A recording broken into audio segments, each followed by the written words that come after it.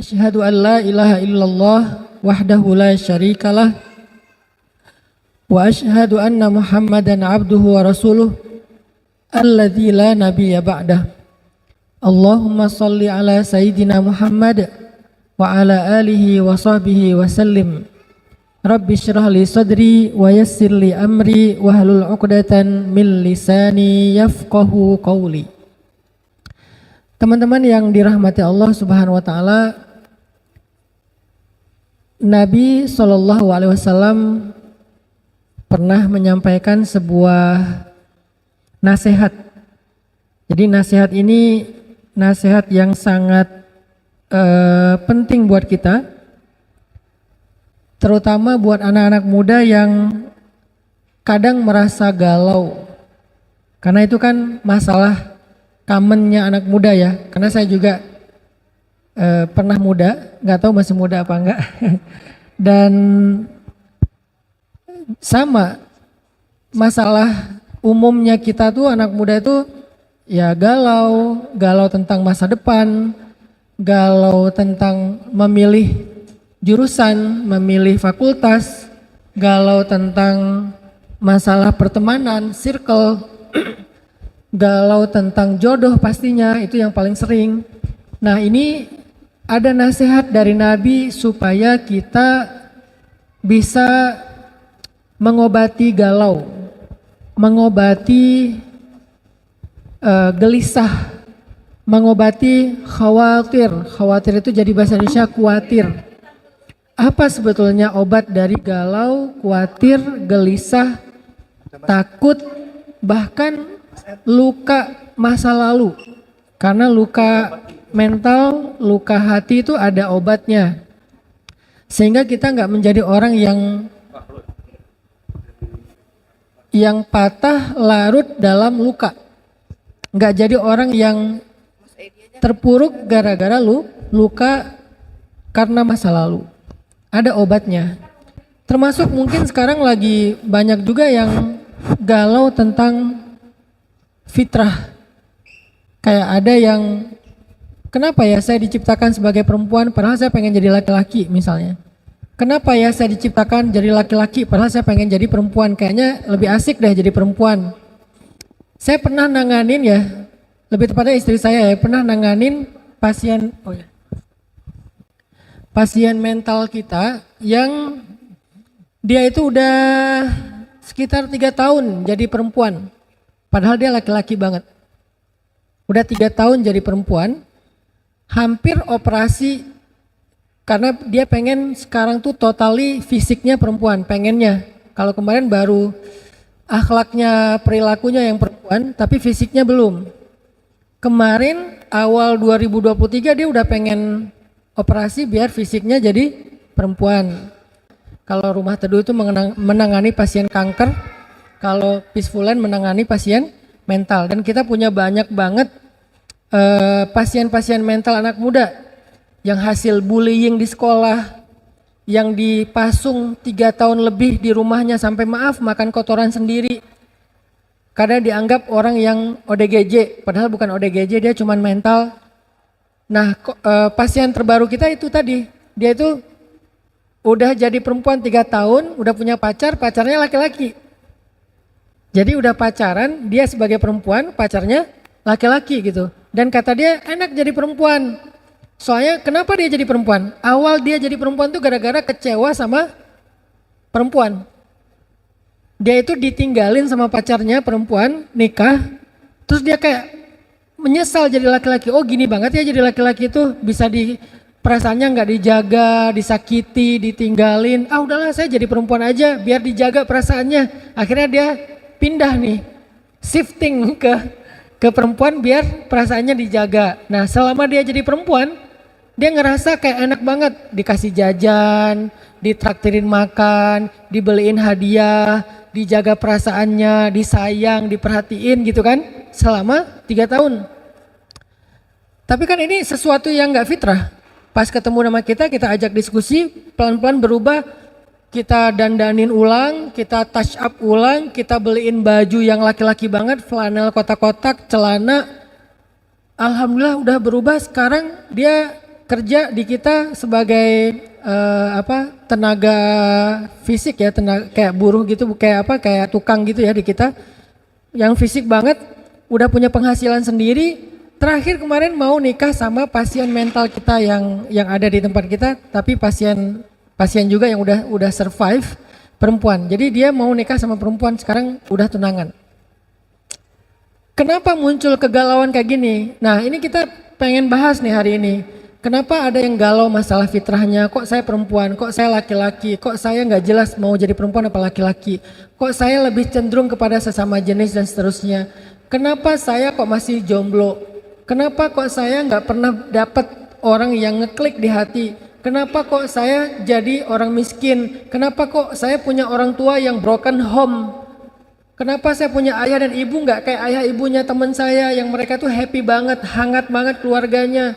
Kenapa kok saya ngambil jurusannya ini padahal kenapa kok saya ngambilnya ekonomi padahal pengen jadi arsitek misalnya, senangnya gambar. Kenapa saya kok disuruh jagain adik padahal saya pengen ada me time.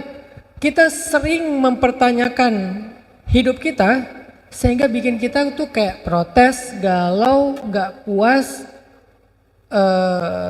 beban.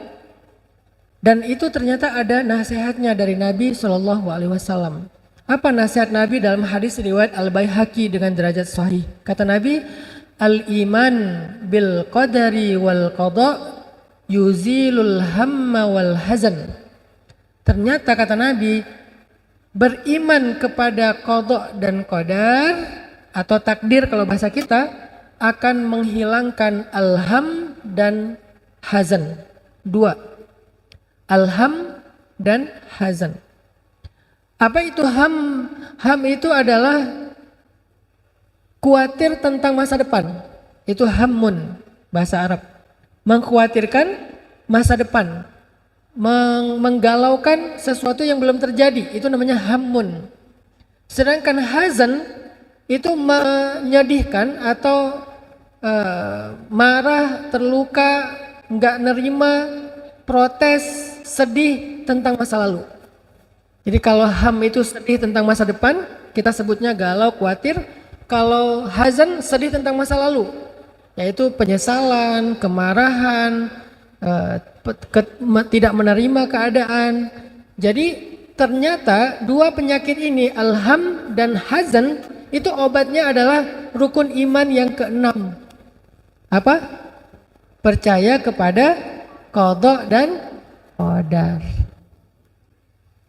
Jadi percaya kepada takdir adalah obat dari hammun dan hazanun. Nah, inilah yang kita hari ini akan belajar. Gimana cara kita mengimani takdir, terus apa hasil konkretnya dalam kehidupan kita. Lagi-lagi dakwah saya sejak 2014 itu bukan narasi.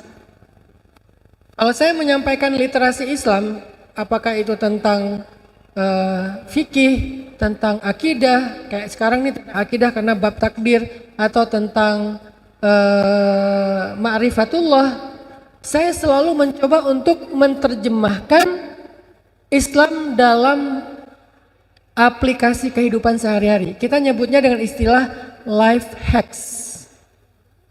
Jadi bukan sekedar lifestyle lagi, malah lebih konkret lagi, yaitu life hacks, cara hidup, bukan sekedar gaya hidup, cara hidup. Jadi kayak life hacks tentang di rumah misalnya, life hacksnya apa? Kalau yang diajarin di luar itu kan kayak cara kita rapiin kamar, life hacks kita ada namanya table manner. Table manner itu cara kita megang garpu, megang sendok, naruh piring, naruh gelas, cara minum, itu kan table manner kan? Itu tuh sebetulnya udah diajarin sama Nabi, namanya adab makan dan minum. Cuman bahasanya nggak ada yang nerjemahin ke bahasa anak muda. Diterjemahkannya ke bahasa pesantren, adab makan dan adab minum. Padahal bahasa anak mudanya table manner. Bahasa lainnya life hacks. Gimana cara makan yang manner banget? Karena manners before knowledge kan, adab sebelum ilmu kalau bahasa pesantren ya, kalau bahasa umumnya manners before knowledge. Nah, ketika kita membahas takdir pun, saya pengen bawa pembahasan takdir itu jangan jadi teori aja, jangan jadi pembahasan wawasan, jangan jadi ilmu syariat, tapi harus jadi life hacks-nya anak muda. Arti life hacks itu bisa diaplikasikan dalam daily life-nya, benar-benar konkret gitu. Itulah yang akan kita bahas hari ini, dan itulah yang menjadi spesifikasi dari dakwahnya Hanan Attaqi. Dakwahnya Hanan Attaqi itu bukan dakwah narasi, bukan orasi, karena saya bukan orator, tapi dakwah membangun awareness tentang Islam yang sangat aplikatif atau life hacks, lifestyle, daily life, itu banget dakwah kita. Jadi kalau saya bahas tentang akidah ma'rifatullah, libatin Allah, bahas tentang syariat, pacarannya nanti aja setelah nikah, pacaran halal tetap asik kok. Nah, hari ini ketika kita mau ngebahas tentang takdir, saya pasti akan bawa takdir itu insya Allah ke daily life-nya kalian. Bagaimana cara kita mengimani takdir yang aplikatif dalam kehidupan sehari-hari? Bagaimana cara kita melihat takdir yang bisa up to date dan relate dengan kebutuhan kita hari ini? Itulah pembahasan tentang masalah takdir dengan tema apa kita temanya Kak Buni? Rahasia mengubah takdir. Oke. Poinnya 3 aja, pembahasan kita ada 3 hal. Poin yang pertama adalah apa sih pentingnya membahas takdir ini? Tadi sebagian udah saya sebutin, saya spill di awal. Ternyata mengimani takdir itu penting sekali. Kalau nggak penting nggak masuk dalam rukun iman. Kan dulu Nabi itu pernah didatangi malaikat Jibril ya ceritanya ya. Jadi malaikat Jibril menjelma jadi seorang cowok keren. Kalau dalam bahasa Al-Quran itu basyaron sawiya, laki-laki yang sempurna. Kalau terjemahan anak muda, cowok keren. Jadi ideal banget cowoknya, lebih daripada Jungkook lah. Kan ini standar cowok keren ya. Ini lebih daripada Jungkook, walaupun Jungkook keren sih. Ini lebih dari itu gitu. Jadi ada cowok keren datang kepada Nabi. Kenapa saya bilang cowok keren? Itu bukan kata saya, kata Umar. Karena Umar awalnya nggak tahu kalau itu Jibril. Dia taunya itu laki-laki yang sempurna. Datang kepada Nabi, masuk ke masjid, duduk bertaut lututnya dengan lutut Nabi. Terus dia tiba-tiba nanya, sebutkan Islam, sebutkan iman, sebutkan ihsan, singkatnya kayak gitu. Akhirnya Nabi menyebut rukun Islam, menyebut rukun iman, kemudian menyebut tentang tasawuf atau ihsan kalau bahasa hadisnya. Salah satu di antara rukun iman yang disebutkan sama Nabi itu, kan ini jadi hadis usuluddin, dasarnya agama itu hadis ini. Sehingga hadis ini dikenal dengan istilah ummul hadis. Jadi kalau Quran itu ada namanya Ummul Quran, apa Ummul Quran? Al-Fatihah. Kalau hadis juga ada ibunya hadis, yaitu Ummul Hadis. Ummul Hadis itu hadis Jibril yang tadi. Tentang Islam, tentang iman, tentang ihsan. Berarti 3 hal yang dibahas. 1, masalah syariat. Yang kedua masalah akidah. Yang ketiga masalah tasawuf. Jadi Islam itu terbagi kepada 3 hal pokok. Akidah, fikih, tasawuf. Jadi kalau ada orang yang mengatakan tasawuf itu bukan bagian dari Islam, berarti dia nggak ngerti hadis Jibril. Padahal itu hadis terkenal sekali ya, semua orang ngerti tentang hadis ini. Cuman dulu bahasanya bukan tasawuf, dulu namanya ihsan. Sama aja kayak Islam, dulu namanya Islam, sekarang namanya fikih. Dulu namanya iman, sekarang namanya akidah. Jadi hanya perubahan nama doang, tapi secara substansi sama. Iman, akidah, Islam, fikih, ihsan, tasawuf. Jadi dia dinamakan secara lebih kontekstual karena ada kebutuhan itu. Nah, dalam pembahasan rukun iman, ternyata salah satu di antara rukun iman itu selain percaya kepada Allah, percaya kepada malaikat, percaya kepada kitab, percaya kepada nabi dan seterusnya, percaya kepada qada dan qadar. Apa maksudnya? Nggak mungkin kita disuruh percaya kepada sesuatu itu yang gak relate dengan kehidupan kita, tuh gak mungkin. Nggak mungkin kita disuruh percaya kepada sesuatu nggak penting, nggak mungkin. Karena rukun iman ini sifatnya fardu ain, semua orang harus dan harus utuh, nggak boleh nggak boleh dipisah-pisah. Secara parsial tuh nggak boleh. Kalau rukun Islam boleh dipisah-pisah, misalnya zakat ya. Kalau kita nggak mampu ya nggak berzakat. Puasa, kalau kita nggak mampu ya berarti fidyah. Kalau nggak mampu qadha. Apalagi haji, kalau nggak mampu haji ya nggak perlu berhaji. Jadi rukun Islam itu kalau nggak dilaksanakan dengan alasan yang uzur syar'i masih boleh. Kecuali kayak sholat itu kan nggak mungkin ditinggal ya, nggak bisa berdiri, duduk, nggak bisa duduk berbaring. Tapi ada yang bisa ditinggal kayak puasa, dia nggak bisa mengqadha karena sakitnya menaun, berarti dia bayar fidyah. Kan itu bukan puasa, itu kan gantinya puasa kan. Gitu juga dengan zakat, dia emang orang fakir miskin, nggak ada kewajiban berzakat, ya udah dia nggak bayar zakat mal.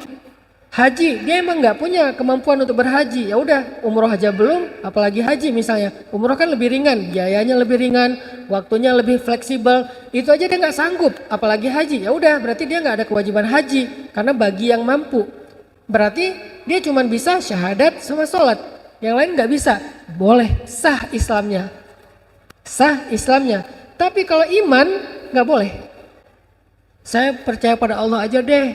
Kalau malaikat tergantung malaikatnya dulu. Kalau malaikat Israel saya nggak percaya karena takut gitu kan. Kalau malaikat Mungkar Nakir malas ditanya-tanya melulu di dalam kubur. Kalau malaikat Malik saya takut juga, penjaga neraka. Kalau saya senangnya Jibril, Mikail, Ridwan ya. Kenapa? Mikail kan bawa rezeki, bawa jodoh gitu. Kalau Jibril bawa wahyu. Jibril aja saya agak males sih, karena setiap dia turun bawa perintah, bawa larangan. Itu tuh Yahudi banget tuh.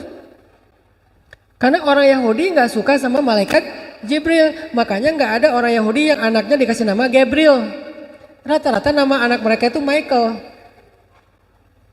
Dan direkam oleh Al-Quran. Yang memusuhi Jibril berarti memusuhi Allah, kata Allah kan.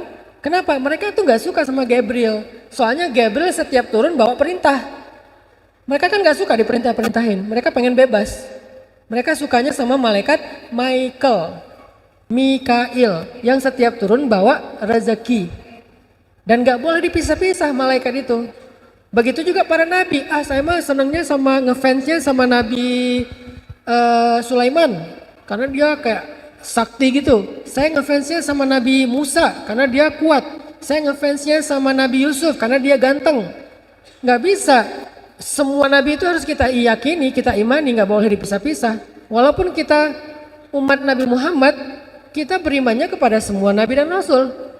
Cuman mengikuti ajaran Nabi Muhammad, tapi mengimani semua nabi dan rasul. Iman tuh nggak bisa dipisah-pisah.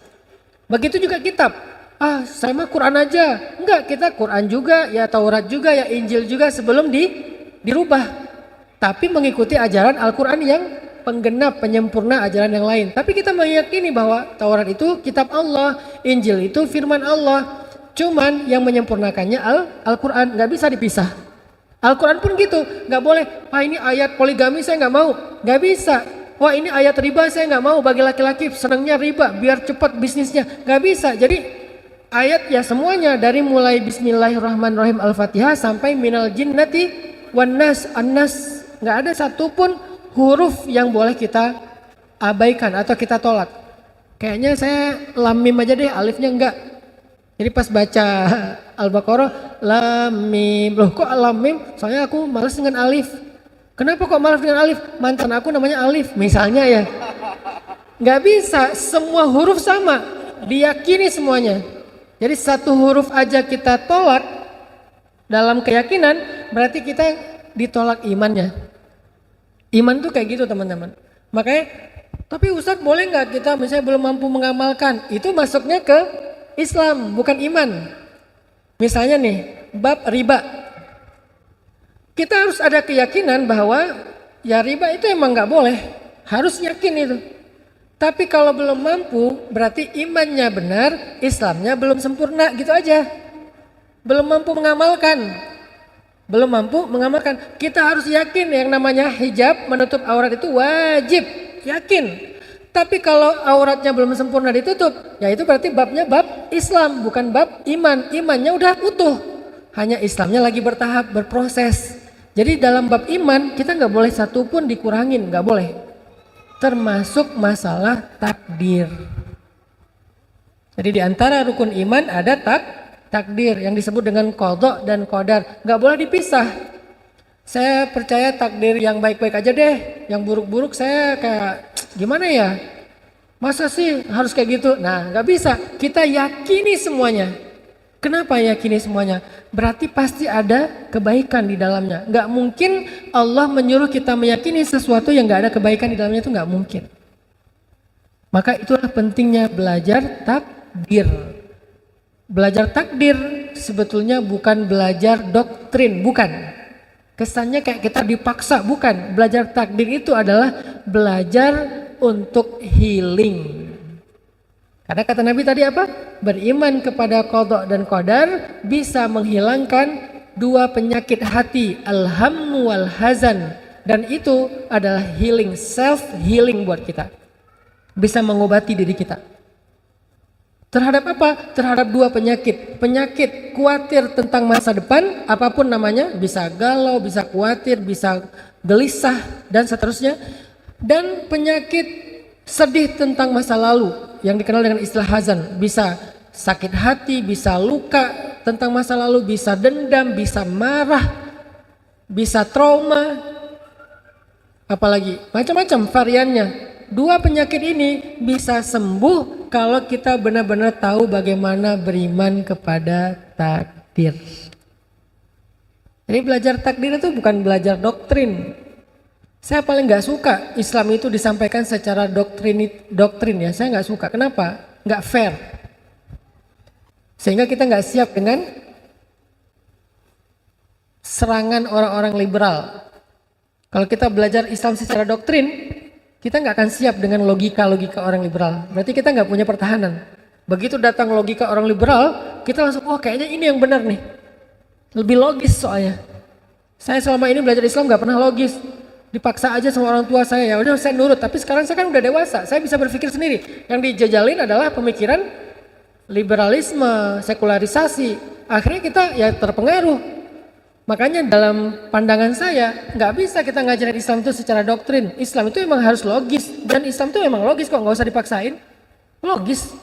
Siapa bilang udah terima aja, nggak usah banyak tanya? Nggak gitu cara belajar Islam. Untuk anak kecil ya, kan ini udah remaja, harus belajar secara lebih logis. Apa kebutuhan kita kepada materi Islam? Kenapa kita belajar takdir? Udah terima aja takdir, emang kayak gitu dari sononya. Ayatnya jelas, qala Allah wa qala Rasul. Nggak bisa. Kenapa? Kalaupun kita ambil, kita nggak kuat. Begitu datang badai logika liberalisasi, langsung roboh itu karena kita nggak punya pertahanan, nggak punya reason, nggak punya jawaban, nggak punya alasan, nggak punya sebuah awareness, kesadaran. Kenapa kita begini? Makanya belajar takdir selama ini kan kita disuruh hafal kan, rukun Islam udah hafal, rukun iman udah hafal, bahkan sifat-sifat Allah 20 udah hafal. Mungkin yang lebih serius lagi udah hafal aqaid khamsin, 50 akidah.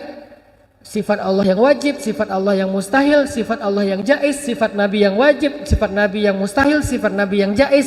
Kita udah hafal aqaid 50. Tapi tahu nggak apa maksudnya? Terus ngerti nggak aplikasinya dalam kehidupan kita apa? Kalau cuma hafalan itu bukan pertahanan, itu adalah sebuah bahan. Kalau kita nggak tahu cara ngeraciknya, bahan itu tetap mentah. Makanya hari ini kita akan bahas dari sekian banyak materi Islam, satu aja, yaitu tentang beriman kepada takdir. Apa relevansinya dalam kehidupan kita? Ternyata beriman kepada takdir itu obat hati. Ternyata beriman kepada takdir itu adalah self healing. Ternyata beriman kepada takdir itu adalah awareness yang paling tinggi. Kalau kita nggak belajar takdir, kita nggak punya awareness tentang diri kita. Tentang self awareness tuh nggak muncul. Kita nggak, apa saya itu apa ya? Kenapa ya? Hidup saya ini apa ya? Kenapa ya? Nggak tahu. Sehingga nggak punya self awareness. Kalau nggak punya self awareness, kita tuh mudah dipengaruhi. Jadi belajar takdir itu yang Allah udah terapkan udah Allah rumuskan dalam rukun iman, emang penting sekali. Jadi belajar rukun iman itu yang penting, selain percaya kepada Allah dan seterusnya, itu semuanya penting.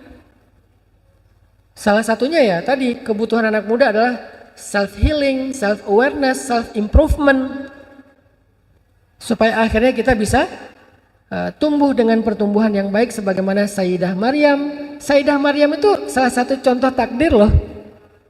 Kan ayah ibunya berharap punya anak laki-laki kan. Terus tiba-tiba pas lahir, karena dulu nggak bisa di USG ya, pas lahir perempuan. Aku melahirkan anak perempuan dan tidaklah sama laki-laki dengan perempuan, kan gitu ayatnya. Terus Maryam gimana tumbuhnya? Jadi anak laki-laki? Enggak, dia tumbuh sebagai perempuan. Fa'ambataha nabatan hasan, dan dia tumbuh dengan pertumbuhan yang sangat baik sebagai perempuan. Dan dia eksis sebagai perempuan. Yang tadinya diharapkan laki-laki yang kayak gitu, ternyata perempuan juga bisa. Tapi nggak merubah takdirnya sebagai perempuan. Nah itu namanya self awareness, self improvement, ketika dia bisa ngerti yang namanya takdir, fitrah. Kemudian bagaimana cara Sayyidah Maryam menerima takdir tiba-tiba hamil tapi nggak punya suami? Ini lebih berat loh. Kalau kita mungkin cuman belum ketemu suami ya. Kalau Maryam nggak punya suami tapi hamil, bukan hamil di luar nikah, bukan. Hamil nggak punya suami itu beda ya. Kalau hamil di luar nikah ada laki-lakinya, cuman belum nikah. Kalau ini hamil nggak punya suami, nggak punya laki-laki, tiba-tiba hamil aja gitu. Dan hidup di tengah masyarakat yang sangat toksik. Toksik banget tuh masyarakatnya. Masyarakat apa? Bani Israel. Kita mungkin toksiknya cuman segeng lah. Toksiknya mungkin cuman segrup WA.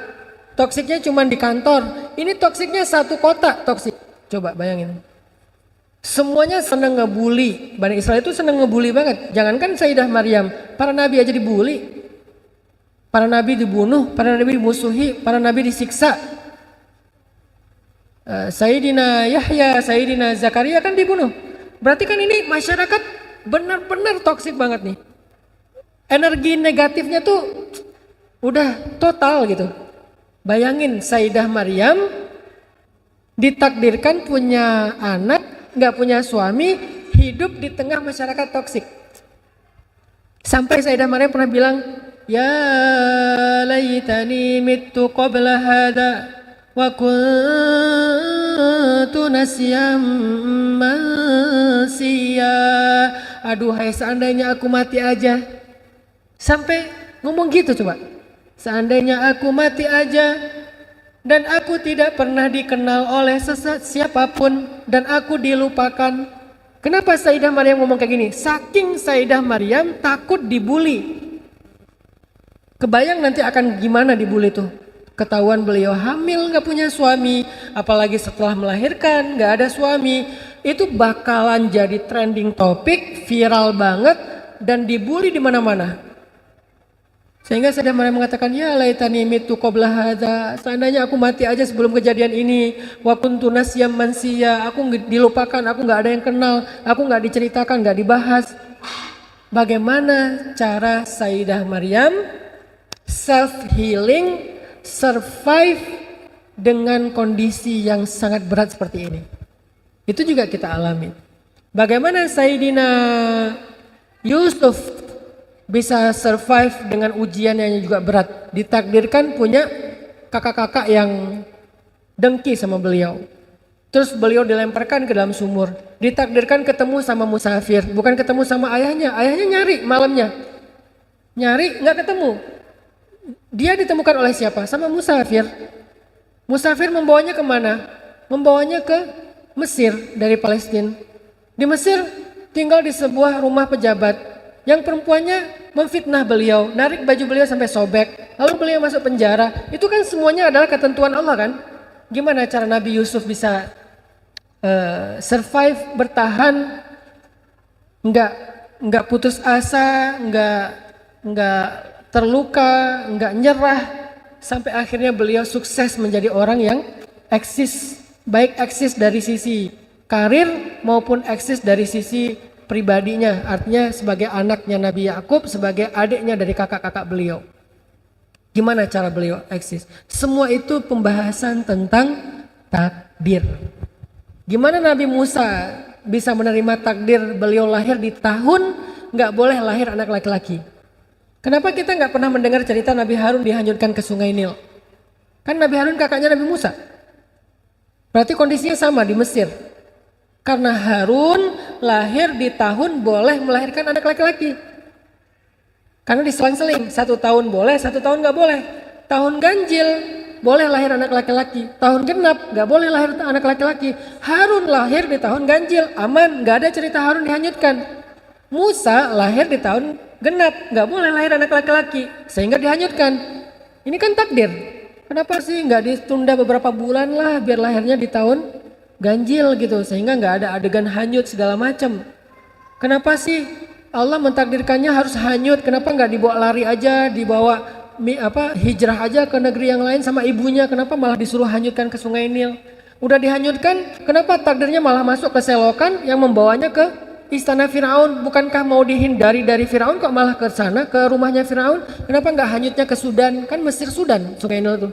Kenapa nggak hanyutnya ke negeri yang lain yang jauh? Dan banyak lagi pertanyaan-pertanyaan takdir. Tapi pada masa itu mereka tidak mempertanyakan takdir, teman-teman. Kok bisa? Kok bisa mereka beriman? Beriman itu lebih tinggi daripada sekedar percaya ya. Karena beriman itu bukan hanya menerima takdir, tapi percaya takdir itu yang terbaik udah. Ini tingkat yang keren sih. Kalau cuma percaya, oke lah, saya percaya takdir itu ketentuan Allah, oke. Nerima, lebih tinggi lagi daripada percaya. Saya nerima kok, udah gak ada pilihan. Itu tingkatan di atas percaya. Lebih tinggi lagi, beriman. Saya yakin takdir itu emang udah yang terbaik. Jadi 3 tingkatan tuh. Percaya takdir, menerima takdir, meyakini takdir. Dan dalam rukun iman, bukan percaya, bukan menerima, tapi yakin, beriman. Ini kalau mau dibedah teman-teman. Berarti ada di level kita menganggap takdir itu sebagai anugerah. Kita menganggap takdir itu sebagai kebaikan. Kita merasa beruntung karena takdir kita. Itulah tingkatan orang yang beriman yang paling tinggi. Beriman kepada takdir. Beruntung saya begini. Alhamdulillah saya begini. Alhamdulillah saya begitu. Alhamdulillah suami saya ini. Kalau orang yang percaya takdir, saya percaya suami saya itu adalah takdir saya, tapi ya udahlah. Ini percaya. Saya terima kok suami saya sebagai takdir karena gak ada pilihan. Ini menerima. Tapi suami saya itu emang yang terbaik dalam hidup saya. Itu beriman. Beda ya. Begitu juga laki-laki. Gimana ya? Emang udah takdir Allah istri saya itu. Itu namanya percaya. Tapi masih ngegerutu gitu. Masih Masih komplain ya. Masih komplain. Ya gimana lagi ya, ya emang udah takdir Allah. Saya percaya kok itu memang udah ketentuan dari Allah, gimana lagi. Dia masih komplain, tingkatan di atasnya. Ya udahlah, terima aja. Memang udah gitu takdir saya. Ya apa yang ada ya saya terima. Itu di atasnya lagi, udah nggak komplain tapi udah nerima. Cuman belum meyakini. Di atasnya lagi, istri saya itu emang yang terbaik yang Allah pilihkan untuk saya. Itu namanya beriman kepada takdir. Pekerjaan juga gitu, ngambil jurusan juga gitu. Fitrah kita sebagai laki-laki atau perempuan juga gitu. Tinggi dan rendah juga kayak gitu. Hitam dan putih juga kayak gitu. Mancung dan pesek juga kayak gitu. Semuanya ada tingkatan percaya, ada tingkatan menerima, ada tingkatan beriman.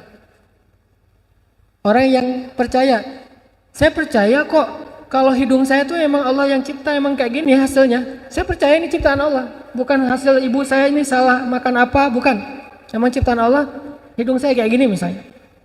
Tinggi saya sekian, warna kulit saya kayak gini. Ya udah saya percaya. Tapi bisa nggak ya dirubah? Orang yang percaya masih bisa menolak, masih bisa pengen merubah fitrah. Bisa nggak dirubah?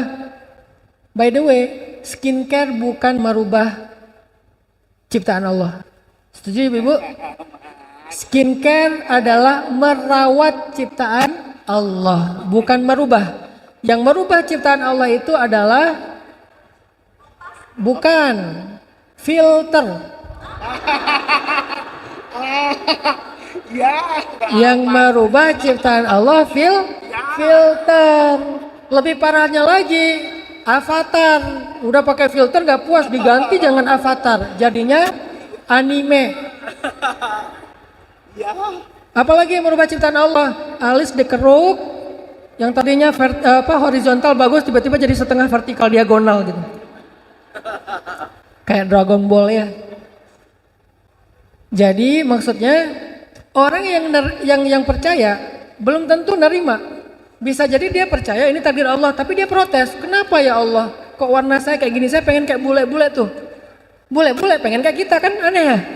Kenapa bule-bule pada berjemur? Biar hitam. Kenapa kita pakai sunblock tebal-tebal? Kalau ada 100 SPF kita pakai 100 SPF. Kenapa? Biar nggak hitam ya. Itulah manusia. Dia percaya itu ciptaan Tuhan, cuman dia nggak nerima. Ada yang udah tingkatannya ya udahlah, hidung saya memang udah kayak gini, kulit saya memang udah kayak gini, saya terima lah gitu ya. Tapi nggak meyakini itu yang terbaik. Itu namanya nerima. Kalau beriman, alhamdulillah ya Allah saya hitam.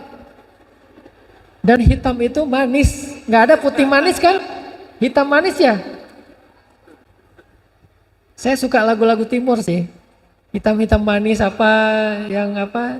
banyak ya lagu-lagu timur yang kita suka dengar gitu di mobil. Itu kan hitam manis kan? Hitam manis itu, hitam itu campurnya manis. Putih. Ya manis juga. Ini namanya nerima. Ya udahlah kulit saya hitam, saya terima aja lah. Udahlah saya nggak mau protes. Tapi orang yang beriman, alhamdulillah kulit saya hitam. Alhamdulillah rambut saya keriting. Alhamdulillah ayah saya ini. Alhamdulillah ibu saya ini. Alhamdulillah pasangan saya ini. Alhamdulillah anak saya ini. Alhamdulillah pekerjaan saya ini. Alhamdulillah. Dia alhamdulillah terus. Itu namanya beriman kepada takdir. Bukan cuman percaya, bukan cuman nerima, tapi yakin itulah yang terbaik. Itulah yang disebut dengan beriman kepada takdir, teman-teman. Kalau udah sampai ke level itu, makanya kata Nabi, hilanglah hammun wal hazan. Hilanglah rasa khawatir, hilang juga rasa kecewa. Kalau udah sampai di level beriman. Tapi kalau masih percaya atau nerima, belum tentu hilang. Ustadz, saya percaya kok ke takdir, tapi kenapa saya masih gelisah? Karena masih percaya, belum beriman. Ustadz, saya nerima kok ketentuannya hidup saya kayak gini, kenapa masih sedih, kecewa? Karena baru nerima, belum beriman. Ayatnya, hadisnya, beriman. Kata Nabi, al-imanu bil qadha'i wal qadar, beriman kepada qadha dan qadar, bukan percaya. Bukan nerima, tapi beriman, meyakini inilah yang terbaik. Meyakini inilah yang terbaik. Terus kenapa kok judulnya merubah takdir? Nanti kita bahas. Karena merubah takdir kesannya kayak gak nerima ya. Pengen dirubah aja, boleh gak Ustadz? Saya masuk ke mesin waktu, kembali ke masa lalu, gak jadi nikah sama orang ini. Misalnya, boleh nggak saya cari yang lain aja, saya nyesel nikah sama dia. Ini kan berarti dia percaya tapi nggak nerima. Sehingga dia pengen merubah. Apakah itu maksud dari judul merubah takdir? Nah, nanti kita bahas. Makanya satu-satu ya, bahas takdir ini angle-nya beda sama yang teman-teman biasa dengar kan. Biasanya kan dengar takdir itu ya udah. Kalau nggak masuknya kadang kalau pembahasan versi orang liberal ya.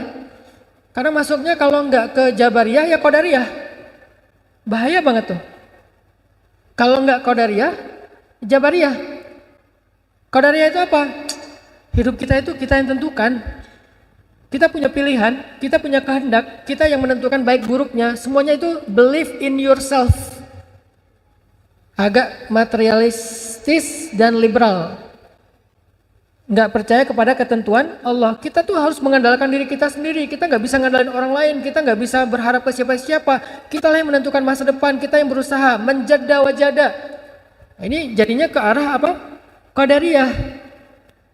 Sehingga nggak ada peran Tuhan di situ. Kalau nggak ada peran Tuhan, ya udah nggak usah berdoa. Nanti muncul pertanyaan yang agak nakalnya apa? Ngapain sih rajin-rajin sholat? Emang kalau udah rajin sholat hidup kamu berubah? Gitu. Itu Qadariyah banget tuh.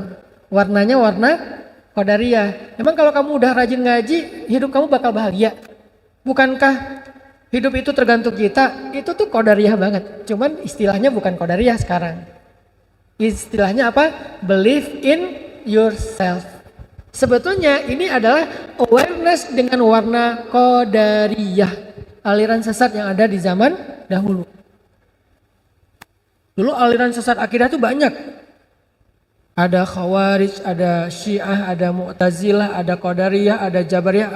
Yang belajar sejarah akidah tahulah. Banyak banget, lebih daripada 100 aliran. Yang kemudian diluruskan lagi sama Ahlus Sunnah wal Jamaah yang inisiatornya adalah Abu Hasan Al-Asy'ari sama Abu Mansur Al-Maturidi. Kita mengenalnya dengan istilah akidah Ahlus Sunnah wal Jamaah atau akidah Asy'ariyah. Itu meluruskan akidah setelah menyimpang. Beda sama sahabat, sama. Kenapa nggak balikin aja ke sahabat? Sama, balik ke sahabat dan Nabi. Cuman karena penggagasnya adalah Abu Hasan Al-Asy'ari dikenal dengan istilah nama akidah Asy'ariyah. Sebetulnya akidah Asy'ariyah itu akidah Nabi dan para sahabat, salafus sholih. Jadi jangan dibikin seolah-olah aswaja dengan Nabi dan sahabat itu kayak berbeda gitu ya. Sehingga kita kembali aja kepada Nabi dan sahabat. Asy'ari mah belum tentu benar. Asy'ari itu memurnikan akidah setelah menyimpang. Di tahun kedua Hijriah, di abad kedua Hijriah terjadi penyimpangan akidah. Tadi ada Qadariyah, ada Jabariyah, ada banyak varian, Mu'tazilah juga. Sehingga karena menyimpangnya luar biasa, datanglah Abu Hasan Al-Asy'ari untuk meluruskan kembali, mengembalikan, mentajdid, memperbaharui seperti akidahnya Nabi dan sahabat. Maka sejak saat itu dikenal dengan istilah Ahlus Sunnah wal Jamaah atau akidah Asy'ariyah. Jadi bukan aliran baru, itu bukan. Itu fitnah. Kalau mengatakan Asy'ariyah itu adalah aliran baru, itu fitnah. Balik lagi ke cerita takdir. Kalau versi Qadariyah, hari ini anak-anak muda yang alirannya udah mulai Qadariyahan itu sering bilang kayak tadi tuh, ngapain sih rajin-rajin sholat? Ngapain sih rajin-rajin ngaji? Ngapain sih rajin-rajin ke masjid? Emang kalau kamu sering ke masjid hidup kamu bakal berubah? Yang penting kan kerja keras, yang penting berjuang, yang penting belajar yang sungguh-sungguh. Believe in yourself, itu Qadariyah banget tuh pemikirannya. Hati-hati dengan pemikiran gini. Walaupun tidak ada label aliran Qadariyah, udah nggak ada. Itu kan aliran sejarah. Sekarang udah nggak ada namanya, tapi pemikirannya sama. Kalau Jabariyah, kebalikannya Qadariyah. Udahlah. Hidup nggak usah ribet. Semuanya udah ditakdirkan di sono. Kita nggak punya peran apa-apa. Kita nggak punya pilihan. Kita nggak punya kehendak. Kita mah gimana takdirnya aja. Kalau takdirnya masuk neraka ya udah masuk neraka. Walaupun kamu rajin sholat. Kalau takdirnya masuk surga ya masuk surga. Walaupun kamu mabuk-mabukan. Jadi kamu mabuk-mabuk aja. Nanti kalau emang takdirnya masuk surga, masuk kok ke surga. Kalimat yang paling sering kita dengar apa kalimatnya? Kalimatnya kita nggak masuk surga dengan amal kita. Hati-hati ini, walaupun ini hadis ya. Hadisnya tapi maksudnya nggak kayak gitu. Yang salah bukan hadisnya, terjemahnya atau penjelasannya, syarahnya. Kita nggak masuk surga karena amal kita, karena sholat kita. Kita masuk surga karena Allah.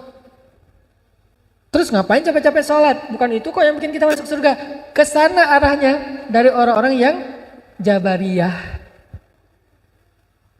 Arahnya orang Jabariyah itu adalah jangan sholat. Kenapa? Karena bukan dengan sholat kita masuk surga, tapi dengan takdir Allah. Kalau alirannya Qadariyah, jangan sholat juga. Kenapa? Karena sholat gak akan memperbaiki hidup kita, tapi usaha kita. Tetap ujung-ujungnya dari dua aliran ini, jangan sholat. Jangan berdoa, jangan taat-taat banget lah. Yang satu, kenapa gak taat? Karena itu gak akan ngerubah hidup lo. Yang kedua, karena semuanya udah ditentukan, ngapain capek-capek? Bukan itu yang buat kita akan masuk surga. Sama, ini ekstrim kanan, ekstrim kiri nih.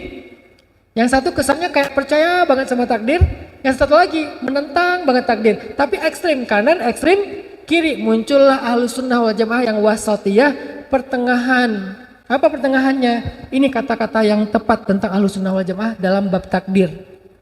Kita merencanakan, Allah yang menentukan. Kita merencanakan, Allah yang menentukan.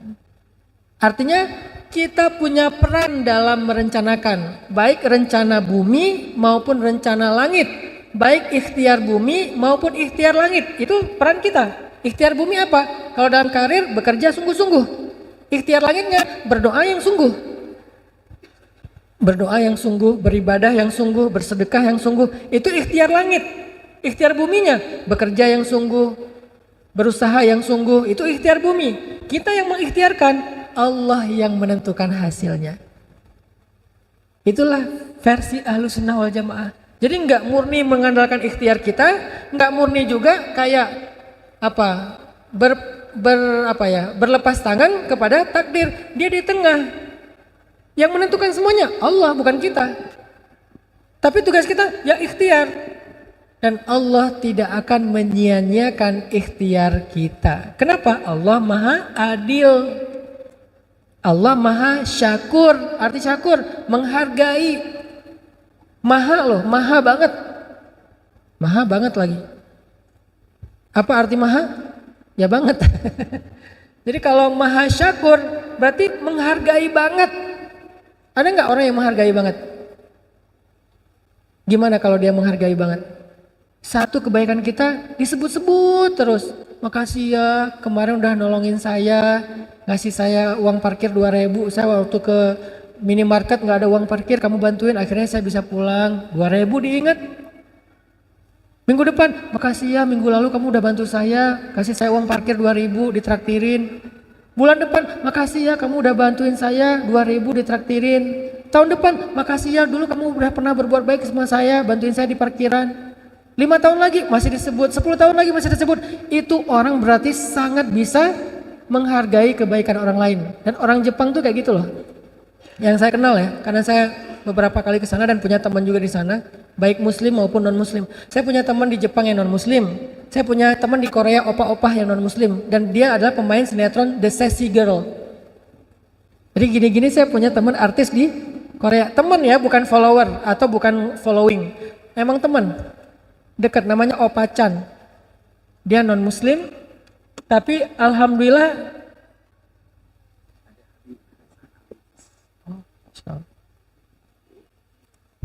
Masya Allah. Ada Habib Hasan Al-Idrus. Assalamualaikum. Sehat Habib, silakan. Sehat. Boleh silakan sini aja. Habib di tengah. Enggak, anak kaji. Astagfirullahaladzim. Enggak. Natabarrok bikum insyaallah, natasyarraf bikum. Ya, kita lanjutkan mendengar nasihat dari Habib. Astaghfirukum. Sampai di mana tadi?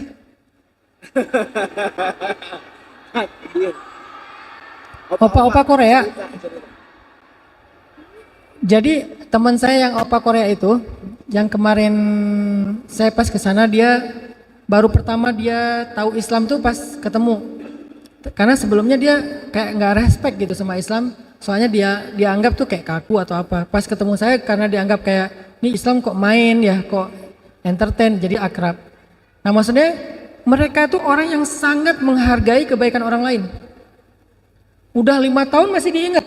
Saya pernah kemarin pas lagi main snowboard ya di Jepang ya, ngisi taklim di salju kan. Terus ada salah satu orang Jepang asli dengerin taklim saya habis kita main snowboard, dia denger taklim.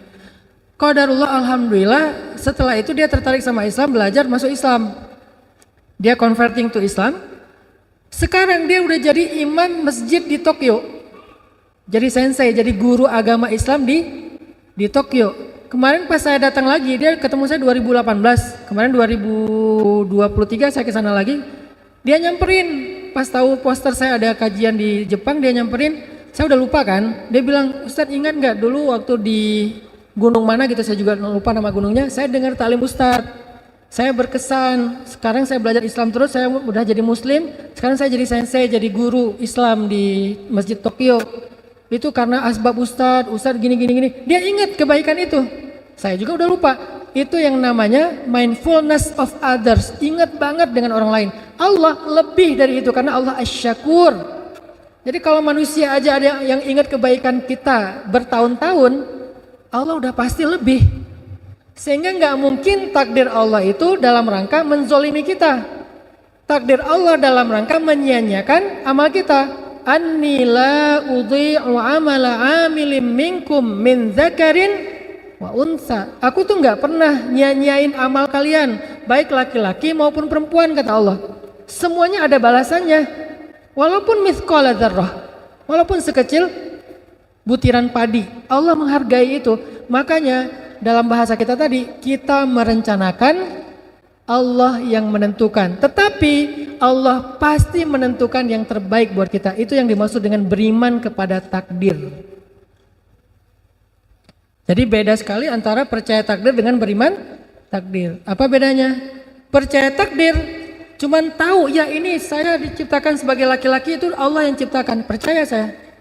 Tapi belum tentu menerima. Tapi kenapa ya kok laki-laki, kan saya pengen jadi perempuan. Kalau mau kayak gitu, saya tuh lebih bisa mempertanyakan, suara saya ini udah cocok nih. Saya paling sebel kalau nelpon operator tuh. Halo, halo, ada yang bisa dibantu bu? Bu, saya berewokan, saya bilang. Kalau mau mempertanyakan, artinya percaya takdir itu cuman percaya bahwa itu adalah ketentuan Allah, tapi belum tentu nerima. Di atas percaya, nerima, ya udah deh saya terima aja, suami saya kayak gitu, emang udah takdir dari Allah. Istri saya kayak gitu, emang takdir dari Allah. Saya jomblo, emang takdir dari Allah. Saya masuk fakultas ini salah jurusan, emang takdir dari Allah. Saya terima aja lah, udah saya jalanin aja. Itu baru nerima. Tingkatan di atas percaya. Yang paling keren itu beriman. Inilah yang terbaik. Kita percaya, yakin bahwa inilah yang terbaik. Oh, suami ini, inilah yang terbaik untuk saya. Istri yang ini, inilah yang terbaik untuk saya. Harta segini, inilah yang terbaik untuk saya. Karirnya begini, inilah yang terbaik. Itu baru disebut dengan beriman kepada takdir. Lebih tinggi dari percaya, lebih tinggi dari nerima. Meyakini itu yang terbaik. Baru muncul hadis al-imanu bil qada' wal qadar yuzilul hamma wal hazan. Beriman, meyakini takdir itu yang terbaik akan menghilangkan rasa khawatir tentang masa depan dan juga rasa menyesal atau sedih tentang masa lalu. Itu healing buat anak muda. Itu self healing. Itu self awareness. Barulah dengan itu kalian bisa self improvement, mengembangkan diri kalian. Gak bisa kalian self improvement dengan memprotes takdir. Gak bisa kalian self improvement masih dengan mempertanyakan kenapa harus begini. Gak bisa. Saya pulang dari Mesir, beres kuliah di Mesir, saya pulang ke rumah ke kampung istri saya di Jawa Timur. Di Jawa Timur 6 bulan baru istri saya diundang untuk ngajar bahasa Arab di Bandung, karena istri saya juga di Mesir, dia ngajar di Bandung. Pas saya sampai di Bandung awal-awal, kita tinggal tuh di rumah tempat pembuangan sampah. Karena kita nggak sanggup ngontrak rumah ya, jadi kita tinggal di sebelah pembuangan sampah. Kak Buni tahu banget lokasinya, itu masih kumuh sampai sekarang. Kalau saya mempertanyakan takdir, saya waktu itu mungkin akan bertanya, kenapa kayak gini? Kenapa saya saking miskinnya pernah makan sampah loh, nasi yang dibuang orang, karena saya lapar banget 3 hari nggak makan, saya cari nasi bekas buangan orang yang masih layak dimakan, saya makan. Kenapa harus kayak gitu? Kalau mau mempertanyakan takdir, nggak nerima, walaupun saya percaya itu dari Allah, tapi pertanyaannya kenapa? Kan itu berarti belum nerima ya, baru percaya ya. Tapi karena saya beriman, nggak mungkin sia-sia, nggak mungkin ini buruk, pasti ada kebaikan di dalamnya. La'allahu khair, bahasa kita semoga ada hikmahnya, kan gitu ya. Saya percaya banget itu. Wa asa an takrahu syai'an wa huwa khairul lakum. وعسى أن تحبوا شيئا وهو شر لكم والله يعلم وأنتم لا تعلمون. Bisa jadi kalian benci sesuatu padahal itu baik untuk kalian. Bisa jadi kalian menyukai sesuatu padahal itu buruk untuk kalian. Kok bisa gitu? Karena Allah lebih tahu sedangkan kalian enggak tahu. Jadi jangan sok tahu. Kalimat terakhir bukan ayat ya, itu tafsir. Jangan dibilang mana ayatnya, jangan sok tahu, nggak ada ayatnya. Kalimat terakhirnya cuma sampai Allah lebih tahu sedangkan kalian tidak tahu. Kesimpulannya jangan sok tahu. udah ikut aja, tapi ikhtiar. Jangan qadariyah yang mengandalkan ikhtiar tapi nggak percaya Allah. Jangan jabariyah yang pasrah-pasrah aja nggak mau ikhtiar. Jadilah ahlus sunnah wal jamaah di tengah-tengah. Kita ikhtiar, Allah yang menentukan. Kita percaya ketentuan Allah itu yang terbaik, dan Allah menghargai ikhtiar kita. Jadi teman-teman, pas waktu itu saya percaya ini pasti ada kebaikan di dalamnya. Apa kebaikannya? Hari ini saya ngerti. Kalau saya waktu itu punya kerjaan ngajar di kampus atau ngajar di madrasah seperti istri saya, mungkin saya nggak akan pernah bikin dakwah tren anak muda, yaitu tren hijrah, nggak akan pernah. Karena saya udah fokus aja ngajar di akademis, dunia akademis, jadi nggak masuk ke dunia out of the box-nya anak muda gitu. Karena saya nggak ngajar di kampus, nggak di dunia akademik, saya harus muter otak nih, bikin apa nih? Saya mencoba untuk nerjemahin buku, ternyata nggak ada yang mau nyetak. Saya nulis buku, nggak ada yang mau nerbitin. Akhirnya karena nggak ada yang mau nerbitin buku saya terbitin sendiri. Jadilah saya pengusaha penerbitan dan percetakan. Udah alhamdulillah stabil, settle dengan usaha percetakan. Naik lagi, saya bikin usaha jual beli pulsa. Waktu itu belum kayak sekarang ya, ada di mana-mana, dulu masih susah. Saya punya 60 cabang jual beli pulsa di Bandung dalam hitungan bulan. Dari situ naik lagi jual beli mobil second, karena saya hobi mobil, beli jual beli mau jual. Udah gitu naik lagi ke properti, main di properti. Dari mana? Dari awalnya karena nggak keterima ngajar di kampus, nggak keterima ngajar di madrasah.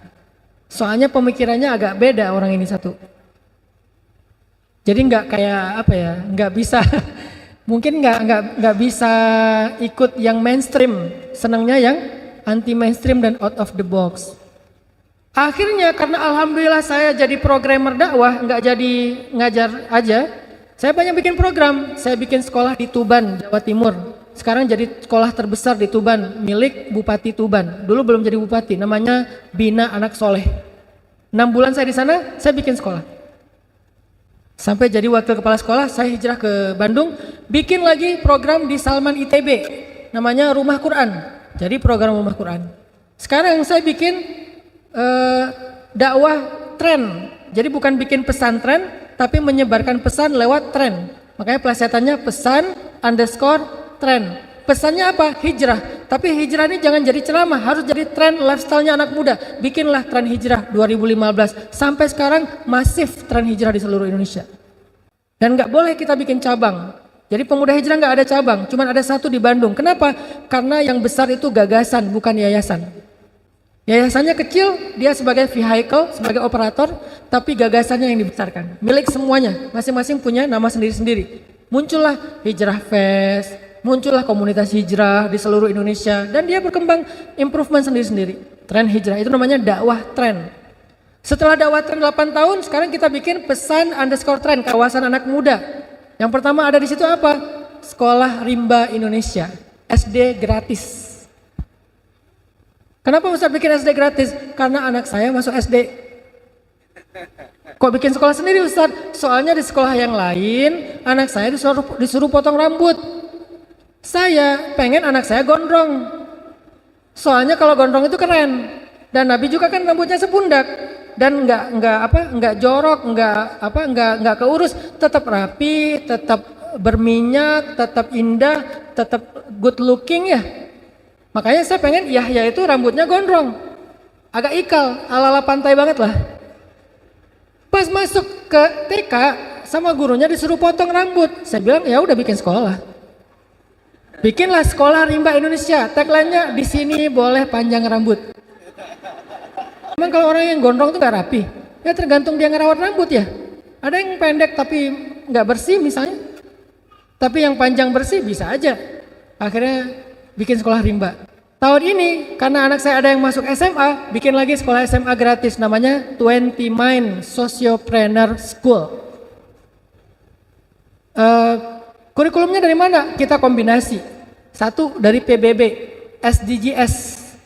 Jadi Sustainability Development Goals. Jadi ada kayak goals tentang masalah sustainability lifestyle, kita masukin dalam kurikulum. Terus ada Global Change Maker, terus ada namanya Asoka, juga tentang change maker, terus pastinya dari Islam karena kita menguasai di bidang itu. Jadilah sekolah 20 Mind dengan tagline Success Before 20. Kenapa sukses harus tunggu 30 tahun dulu? Sebelum 20 tahun dia bisa jadi CEO kok. Dia bisa punya business owner, dan kita punya banyak cerita tentang itu, dan kita punya komunitas atau ekosistem yang bisa kayak gitu bikin. Itu adalah hikmah, itu adalah takdir terbaik dari saya nggak keterima ngajar di kampus, nggak keterima ngajar di madrasah. Yang keterima berarti itulah takdir terbaik dia. Saya nggak keterima, itulah takdir terbaik saya. Begitu orang yang beriman kepada takdir, bukan cuman percaya, bukan cuman nerima, tapi beriman, meyakini takdir itulah yang terbaik untuk dia. Bisa jadi karena kita dikasih ujian di dalam rumah. Saya punya teman ya, dia diuji dengan anak yang istimewa. Gimana istimewanya? Autis. Karena anaknya ini istimewa, bapaknya juga diberikan rezeki yang istimewa. Ada keluarga yang anaknya harus cuci darah, bapaknya rezekinya lancar banget. Tapi ketika anaknya udah wafat, rezekinya seret. Jadi kesulitan biasanya datang membawa kemudahan. Makanya kalau ngelihat takdir sulit, jangan yang dilihat angle-nya sulit doang. Coba di switch, lihat angle yang lain. Apa kemudahan yang dia bawa? Pasti ada, nggak mungkin nggak ada. Kalau nggak ada berarti ayatnya salah, dan nggak mungkin ayatnya salah. Bersama kesulitan ada kemudahan, bersama kesulitan ada kemudahan. Satu paket. Jadi kalau kita diuji dengan suami, mungkin kita diberkahi dengan anak. Diuji dengan anak, diberkahi dengan keluarga. Atau diuji dengan keluarga, diberkahi dengan teman. Diuji dengan teman, diberkahi dengan sahabat yang lain, dan seterusnya. Gak pernah sendiri, pasti berdua dengan kemudahan. Itu satu paket. Makanya beriman kepada qadha dan qadar, syarrihi wa khairihi. Yang buruk menurut kita ataupun yang baik. Karena dua-duanya, kalau yang baik ya berarti baik. Kalau yang buruk minimal membawa kebaikan. Makanya saya sering bilang quote-nya gini. Kalau pasangan kita bukanlah kebaikan dalam hidup kita, menurut kita nggak ada kebaikannya, maka sesungguhnya kebaikan hidup kita datang lewat dia. Yakinlah itu. Kalau pasangan kita, pekerjaan kita, nasib kita, keadaan kita bukanlah kebaikan menurut kita dalam hidup, maka yakinilah kebaikan datang melalui itu. Mungkin suami kita bukan kebaikan, Ustadz. Udah saya pikir-pikir tentang suami saya, nggak ada kebaikannya. Kayaknya nggak mungkin sih. Tapi kalaupun ya kayak gitu, walaupun nggak mungkin ya, kecuali suami kita Firaun kali ya. Kalau suami kita Firaun, oke, nggak ada kebaikannya. Siapa yang kayak gitu? Ya Asia, istri Firaun. Ada nggak kebaikan Firaun? Ada, Ustadz. Apa? Dia nggak poligami. Itu bukan kebaikan. Misalnya Firaun, sebutlah Firaun sebagai ujian bagi Asia. Kan gak ada kebaikan Firaun kan? Gak mungkin ada orang bilang, menurut saya Firaun itu baik juga sih. Sebetulnya Firaun itu kasihan ya. Ada yang kasihan sama Firaun? Ada yang ngefans sama Firaun? Dek, namanya siapa? Firaun, Om. Loh, kok namanya Firaun? Soalnya ayah aku ngefans banget sama Firaun. Gak ada ya? Mau orang Islam, mau orang Nasrani, mau orang Yahudi, gak ada yang ngefans sama yang namanya Firaun. Lintas agama loh, itu musuh bersama itu. Saking nggak ada kebaikannya Firaun. Kalau ada satu saja kebaikan Firaun, Allah udah kasih dia hidayah. Karena Allah nggak akan menyanyiakannya ya. Karena nggak ada sama sekali kebaikan Firaun, makanya nggak dikasih hidayah. Makanya dia dibinasakan. Nah, kok Asia dikasih suami yang nggak ada kebaikan sedikit pun? Kalau Asia boleh bilang memang nggak ada kebaikan pada suami saya. Kalau kita nggak bisa sih. Memang suami kita Firaun. Suami saya, emang suami ibu siapa? Ustadz. Firaun? Bukan, Firman. Ya tetap ada kebaikan. Kalaupun menurut kita nggak ada kebaikan, kayak Firaun misalnya, maka sesungguhnya kebaikan datang melalui Firaun. Apa kebaikannya Asia melalui Firaun? Dengan ujian Firaun, Asia bersabar, maka Allah berikan kebaikan yang sangat besar kepada Asia. Apa? Satu, Allah jadikan Asia itu satu dari 4 perempuan sempurna di muka bumi. Cuma ada 4. Asia, Sayyidah Maryam, Sayyidah Khadijah, Sayyidah Fatimah. Kok nggak ada Aisyah? Aisyah itu perempuan istimewa. Beda kategori. Kalau yang ini istimewa, yang ini sempurna. Beda-beda. Semuanya juga baik, semuanya juga keren. Cuman beda istilah. Khadijah, Fatimah, Maryam, dan Asiyah perempuan sempurna. Allah sempurnakan dia justru karena kekurangan lewat suaminya. Satu. Kedua, apalagi kebaikan Asiyah yang sangat besar justru datang bersama kesulitan Firaun.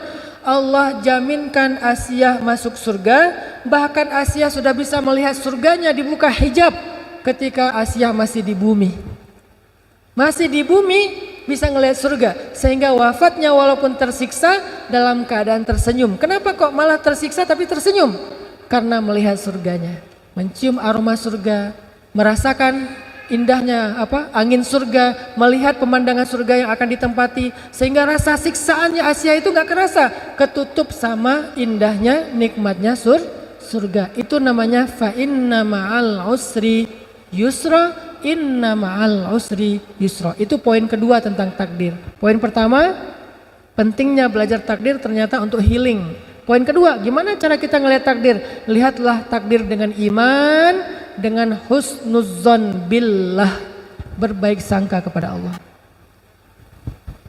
Nggak boleh kita ngelihat takdir seperti kacamata qadariyah, bahwa semuanya kita yang tentukan, atau kacamata Jabariyah bahwa semuanya udah diatur, kita mah nggak ada peran apa-apa, jadi nggak usah ngapa-ngapain.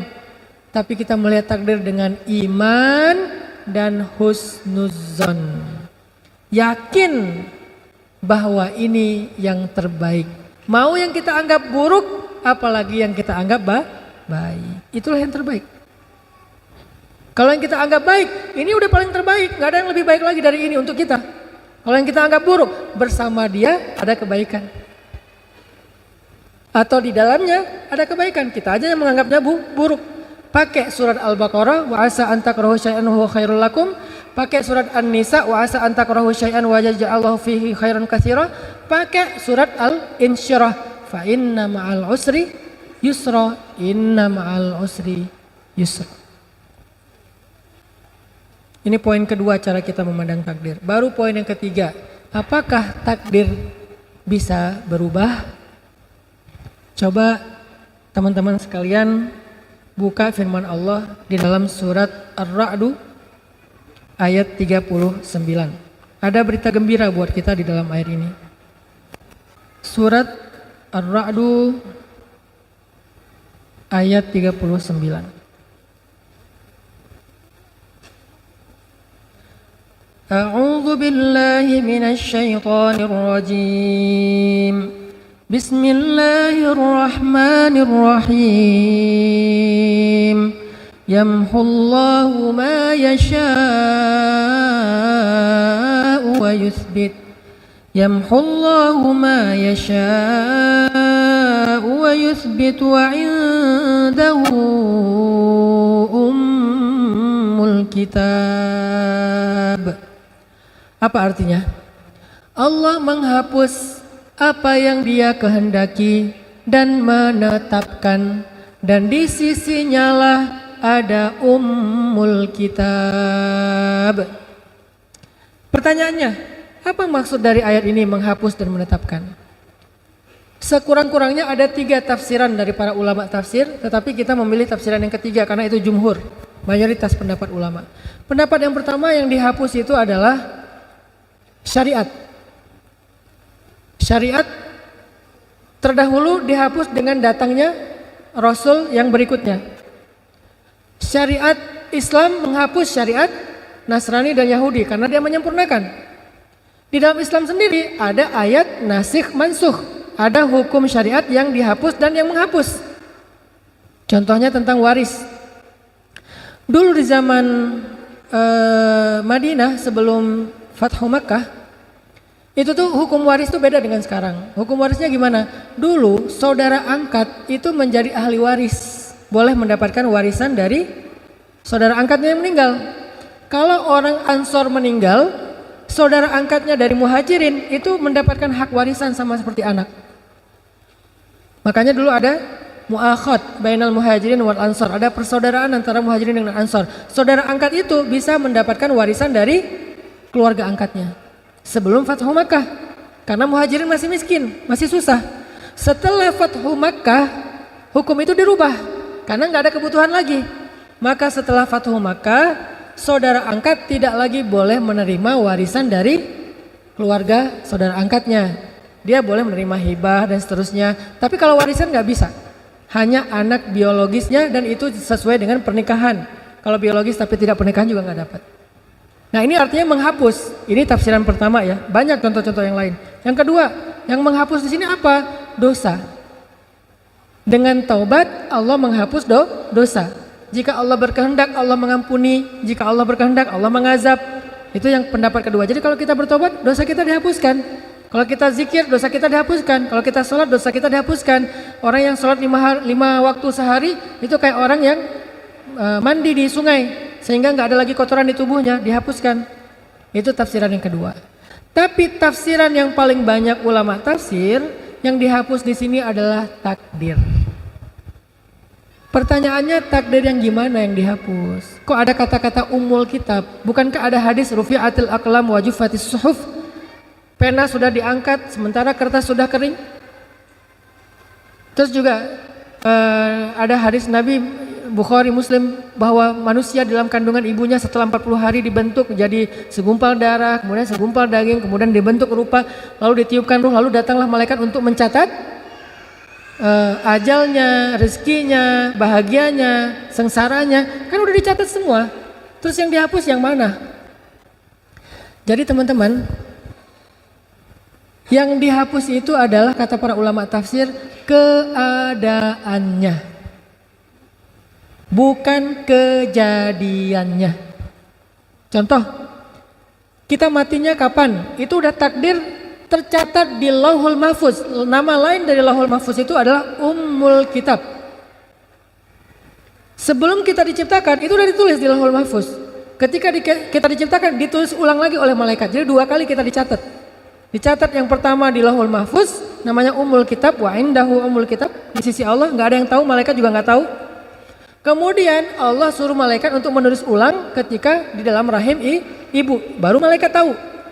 Udah dicatat tuh, kapan ajal kita, mati kita kapan, di mana. Tapi keadaannya Allah yamhu wa yuthbit. Allah berkehendak untuk menghapus dan menetapkan, tapi semuanya ada dalam ilmu Allah, disebut dengan qada.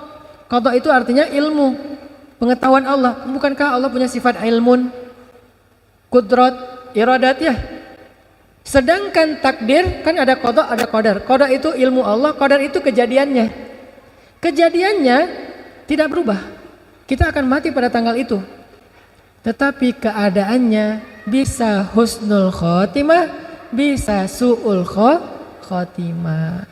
Sehingga muncullah doa dari Umar bin Khattab dan Abdullah ibnu Mas'ud tentang takdir.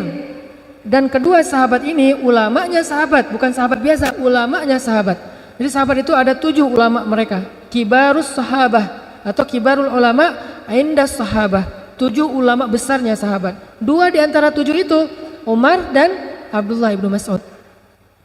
Kedua orang ulamanya sahabat ini pernah berdoa gini, Allahumma in kunta katabtani min ahlil syaqiyah famhini waktubni min ahlis sa'adah fa innaka tamhu ma tasha wa tuthbit wa indaka ummul kitab.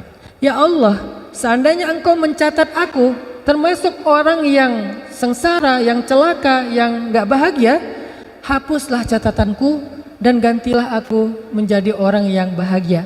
Engkau menghapus apa yang engkau kehendaki dan menetapkan, dan di sisimulah Ummul Kitab. Umar bin Khattab pernah melakukan perjalanan dari Madinah ke satu negeri. Di tengah jalan tiba-tiba dapat berita bahwa negeri itu sedang diserang wabah yang menular. Kalau di kita tuh kayak pandemi yang kemarin ya. Nah, pas Umar tahu di sana itu lagi ada wabah dan menular, Umar balik arah pulang, nggak jadi lanjut. Terus orang-orang nanya kepada Umar, afirarun min qadarillah ya Amirul Mukminin? Apakah kita lagi lari nih dari takdir Allah wahai Amirul Mukminin? Apa jawaban Umar? Naam, firarun min qadarillah ila qadarillah. Ya, kita lagi lari dari satu takdir Allah ke takdir yang lain. Apa maksudnya? Kita lari berharap mendapatkan takdir yang baik, menghindar takdir yang buruk. Takdir yang maksud di sini apa? Keadaannya. Dan semua itu ada di dalam ilmu Allah. Semua itu tercatat di Lauhul Mahfuz. Makanya tugas kita berikhtiar, merencanakan, berharap, meminta kepada Allah. Allah yang mengubahnya. Iyasya yamhu wa iyasya yuthbit. Kalau Allah berkehendak ya Allah hapus, kalau Allah berkehendak ya Allah tetapkan. Tapi semuanya adalah ketentuan Allah dan Allah Maha Adil kepada hambanya. Jadi kita matinya tetap di tanggal yang sama, tapi dalam keadaan yang Allah berkehendak seperti apa dan kita berharap yang terbaik. Begitu juga jodoh. Jadi siapa jodoh kita misalnya ditetapkan? Si Agus misalnya. Mas Agus. Ya udah nggak akan jadi bagus. Ya Agus saja, nggak ditambah B ya. Jadi Agus tetap Agus. Tapi kalau kita belum berdoa kepada Allah meminta takdir yang baik, bisa jadi Agus ini dijengkelin. Bisa jadi kita dengan Agus ini nggak happy, ribut terus, panas terus keadaannya, nggak ada rasa, dingin. Tapi begitu kita, ya Allah, jika Engkau takdirkan aku dengan Agus ini ribut terus, hapuslah ya Allah, ganti dengan romantis. Tiba-tiba dia pulang kerja bawa bunga. Tiba-tiba dia nelpon, kamu udah makan belum? Lo kan hari ini puasa. Oh ya maaf. Tiba-tiba dia meluk kita, sayang sama kita, kata-katanya romantis. Tiba-tiba kita muncul rasa yang sangat besar kepada dia. Itu takdir Allah. Dan kita minta kepada Allah yang terbaik. Orangnya nggak berubah, tapi keadaannya berubah. Anaknya nggak berubah, tapi kesolehannya berubah. Pekerjaannya nggak berubah, tapi keberkahan rezekinya berubah. Dan kita meyakini semua itu adalah yang terbaik di sisi Allah. Ada cerita, Nabi pernah cerita gini. Nanti di hari kiamat ada 4 orang yang masuk neraka karena dia ahli maksiat, dosa, banyak dosanya. Setelah lama di neraka, keempat orang ini dikeluarkan dari api neraka, dihisap ulang.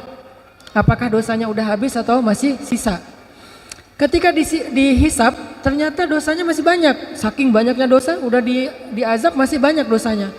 Lalu kata Allah kepada malaikat, masukkan mereka lagi ke dalam neraka. Ketika mereka mau dibawa ke neraka, salah satu dari 4 orang ini menoleh dan mengatakan, "Ay Rabbi, ya Allah, ma zanantu annaka satu'iduni ilan nar." Ya Allah, saya nggak pernah berpikir, zon ya, saya nggak pernah berpikir Engkau akan memasukkan saya lagi ke api neraka.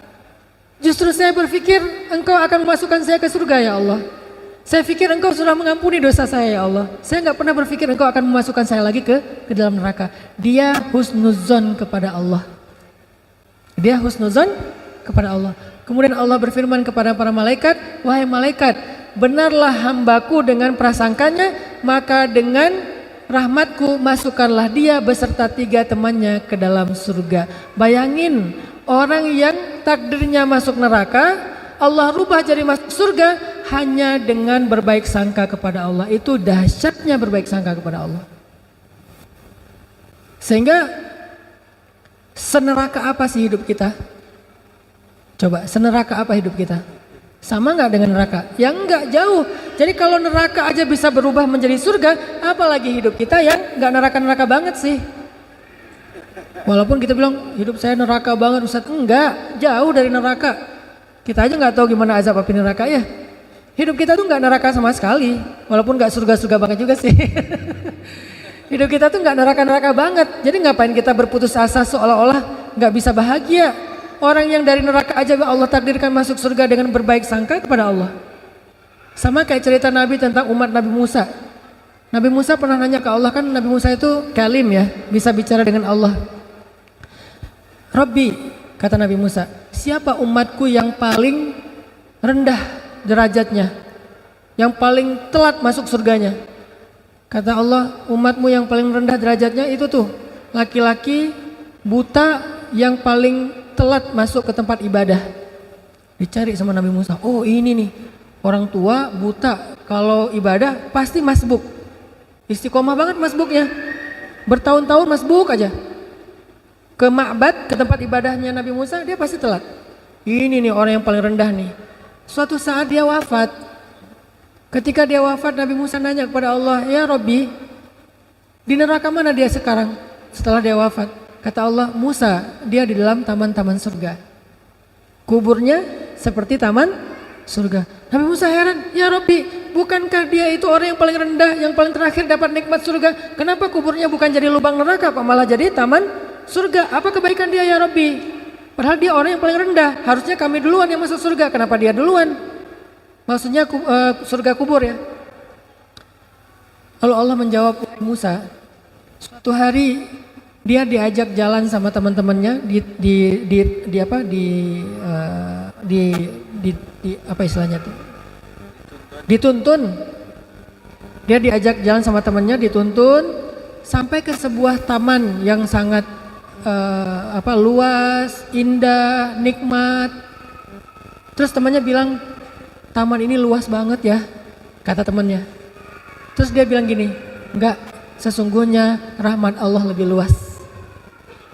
Dia cuma ngomong gitu, berbaik sangka kepada Allah. Enggak, sesungguhnya rahmat Allah itulah yang paling luas. Wahai Musa, benarlah hambaku, rahmatku luas, maka dengan rahmatku aku rubah takdirnya menjadi ahli surga. Sama kayak nenek di zaman Nabi Musa juga. Nabi Musa itu ceritanya banyak banget, baik di dalam Al-Quran maupun di hadis. Kan di Al-Quran itu cerita yang paling panjang selain cerita Nabi Muhammad, Nabi Musa ya. Ada di banyak surat kan. Di dalam hadis juga Nabi pernah bercerita tentang nenek-nenek yang minta anak. Ya Nabi Allah, berdoalah kepada Allah supaya saya punya anak. Nabi Musa, ya Allah ini ada nenek-nenek minta anak. Kata Allah, Musa takdirnya dia gak akan punya anak. Nek maaf ya, Allah udah mentakdirkan nenek gak punya anak. Oh ya, pulang. Besok balik lagi, ya Nabi Allah, doakan kepada Allah saya punya anak. Kan udah kemarin, siapa tahu hari ini berubah. Ya Allah, nenek yang kemarin minta anak, Musa takdirnya gak akan punya anak. Nek, kata saya juga, sabar ya gak akan punya anak. Walaupun dialognya gak gitu-gitu banget sih. Ini storytelling. Oh iya, pulang lagi. Lusa datang lagi. Nabi Musa doain saya punya anak, kan udah kemarin. Siapa tahu hari ini berubah. Ya Allah, nenek yang kemarin takdirnya nggak akan punya anak. Nek, sabar aja. Takdir nenek emang nggak akan punya anak. Ya udahlah. Ya pulang. Nggak balik-balik lama. Setelah sekian lama datang-datang bawa bayi. Nabi Musa, tangannya nggak gini sih. Nabi Musa. Nenek yang dulu iya. Ini siapa? Ini anak saya. Anak saya gimana maksudnya? Ya anak biologis saya. Nenek ini pakai bahasa biologis, ilmiah banget. Ini anak saya, ini anak kandung saya kalau bahasa orang dulu ya. Gimana ceritanya nenek bisa punya anak? Ya tanya aja ke Allah. Ya Allah, gimana cerita si nenek bisa punya anak? Allah bilang, setiap kali dia datang kepadaku berharap punya anak, aku jawab takdirnya gak akan punya anak. Dia pulang dengan mengatakan, ya Rahim, irhamni. Ya Rahim, irhamni. Ya Allah, ya Rahman, ya Rahim, Maha Penyayang, kasihanilah saya. Wahai Maha Pengasih, kasihanilah saya. Wahai Maha Pengasih, kasihanilah saya. Engkau pasti kasihan sama saya. Engkau pasti gak tega sama saya. Berbaik sangka sama Allah. Besok datang lagi. Nabi Musa doain saya punya anak. Saya bilang dia gak akan punya anak. Ya Rahim, kasihanilah saya. Engkau pengasih kan? Pasti kasihan kan sama saya. Datang lagi. Bolak-balik. Tapi terus berbaik sangka kepada Allah. Ini namanya ilhah. Bahasa Arabnya ilhah. Ilhah itu artinya merengek. Dan Allah suka hamba yang merengek. Bahasa lain dari ilhah, awwah. Dan Nabi yang paling awwah itu Ibrahim. Karena Ibrahim itu awwahun. Awwah itu artinya da'a. Da'a itu artinya kalau meminta itu berulang kali dan lama terus minta yang sama. Sebagaimana Nabi Ibrahim minta anak sampai 50 tahun.